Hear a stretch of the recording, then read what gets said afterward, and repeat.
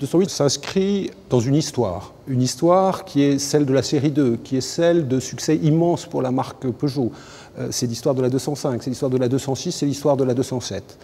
Mais la 208, c'est aussi l'histoire qui s'écrit devant nous, c'est le début d'une histoire, et c'est une histoire qui se projette très loin dans l'avenir. C'était un véritable saut de génération, une véritable régénération. Avec 208, Peugeot a réellement pris des risques et donne à ses clients, propose à ses clients une voiture qui réellement va lui apporter quelque chose de radicalement nouveau. Les enjeux pour la marque Peugeot, lorsqu'on lance une voiture comme la 208, sont considérables.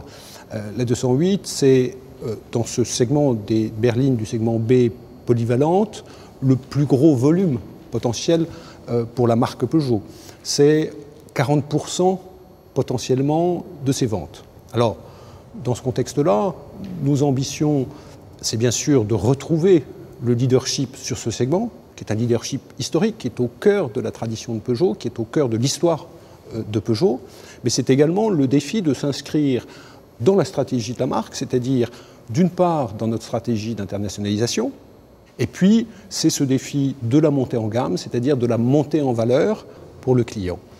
Et on parle de montée en valeur pour des clients qu'on va trouver dans le monde entier, également bien sûr en Europe, et des clients qui couvrent un spectre de besoins et également un spectre de moyens très très large. Cette notion de travail d'équipe autour d'un projet comme le projet 208 est une notion absolument essentielle.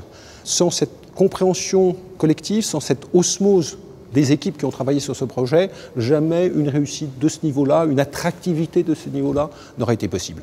Ce qui me passionne le plus, au fond, dans cette voiture, c'est le défi qui a été relevé.